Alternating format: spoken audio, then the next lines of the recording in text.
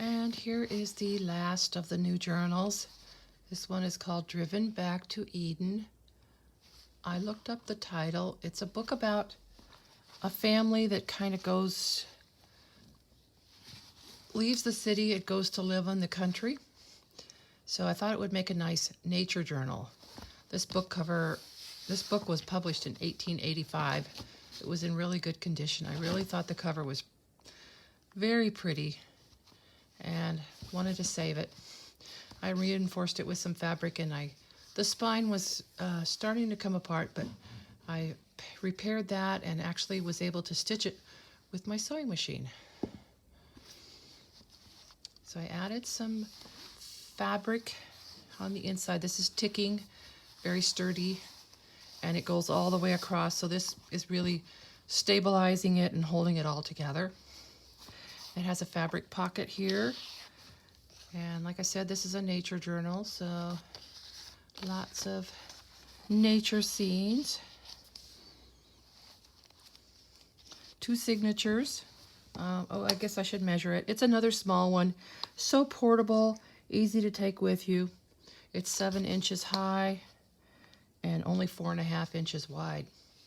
So an easy one just to tuck in your purse, take it with you when you go to, a coffee shop or over to a friend's and you want to take your journal with you, or if you're traveling. So here's the first signature, and a pocket with a beautiful old postcard, 1910. It is, I don't know if you can tell, but it's embossed. It's really, really pretty. And of course, I did add a few extra pictures here. I just wanted every page to have pretty things to look at. I actually put a page from my precious mushroom book in here. I love that book. It has such beautiful illustrations in it. These are actually edible mushrooms. And some of my old onion skin paper. I used pages from several different field guides that I have, and this one is on wildflowers. A different field guide. This one is on insects. One of my clusters. This is a book about trees from a little book I have on trees. So I meant to look this up. I kind of think this is papyrus. Just kind of an interesting paper. Handmade paper.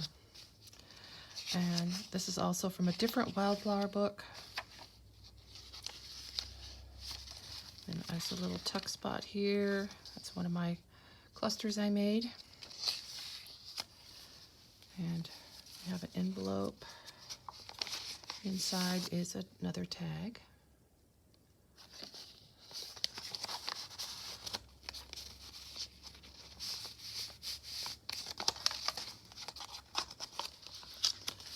And tucked in behind the envelope, I didn't glue it all the way down, so there's a little piece of handmade paper in there.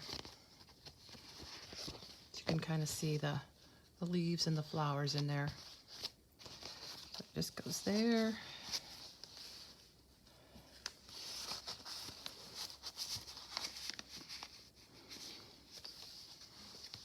Leaf skeleton. So I had to put a page, of course, a couple pages from my Edith Folden book. Isn't that beautiful, those chestnuts? And these are just all the colors that different flowers come in. Here's your yellows and your pinks and your blues. A little cluster there. This is another field guide on trees. Hiding space.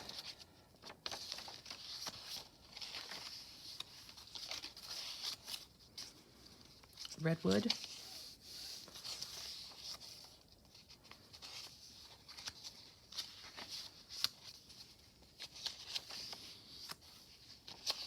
a field guide on butterflies. I love the pictures in these field guides. I love the sceneries. And, oh, some more mushrooms. There's a tag tucked under this no snag paper clip. And that's the end of the first signature, and this is the second. There's just two. So I added this deer to this page, but it was actually a page of birds. They're just kind of, you can only see them on the back side, so decided I needed to put something there. Turned up the bottom and made a pocket. I thought this postcard is funny. Dear Jack, somebody wrote in, I find everyone so willing to oblige. Don't worry, yours. So, yeah, this lady wrote to Dear Jack. She's a little upset with him because he hasn't written to her. So, hopefully she got a reply. This was mailed in 1908. Some wildflowers, caterpillars.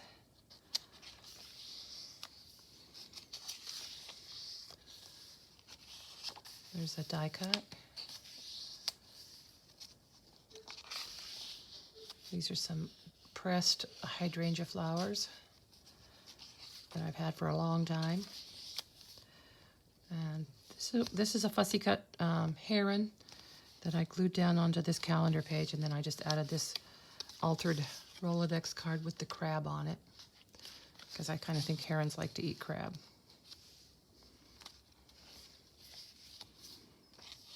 Children's book.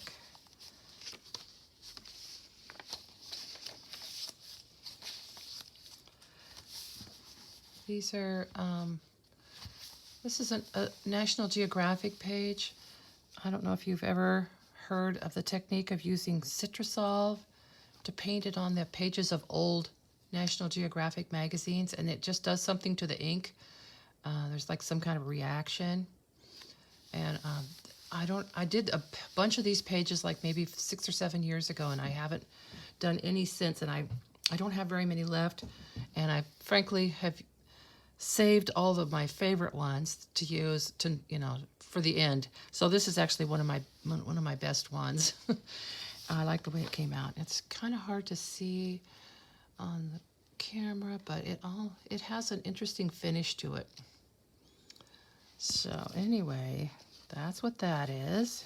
And then on the other side, which did not really, the Citrusol didn't really do anything to that side of the page, so I added this page on top as a pocket for this little picture from Alice in Wonderland, and it's actually stitched onto the back of a old envelope.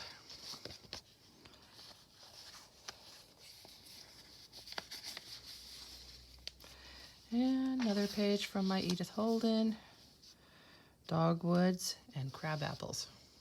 Such beautiful illustrations. I just love the colors. And I put these little leaves on the strings. And another fairy. This is the crab apple fairy, and there's the crab apple, and that's the crab apple fairy. And another Rolodex card. And a tag with a mushroom on it.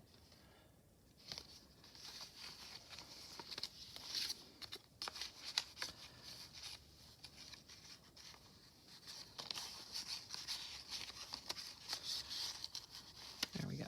So, yeah, here's another one of the National Geographic Citrusol pages. So I don't remember, of course, what this picture was originally, but when you put the Citrusol on there, it just makes the ink run and does some interesting things. A feather. I found this feather in my yard. And a belly band with some botanical drawings of eggs.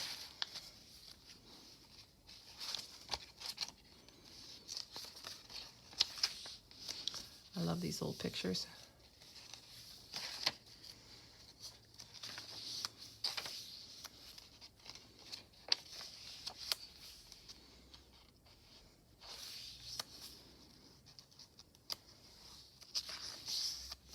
ladybug.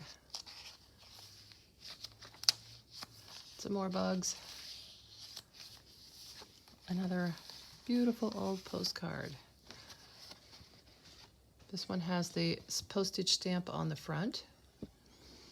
It says l'été, l'été, which means summer in French. I looked it up. 1903.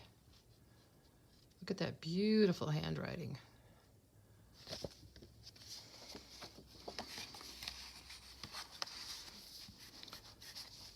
And there are the birds on the back. Another fabric pocket with another tag. This one has a mushroom. Okay, hope you enjoyed watching. These are my 5 new journals. They will be listed in my Etsy shop by the time I post this video. Thanks for watching.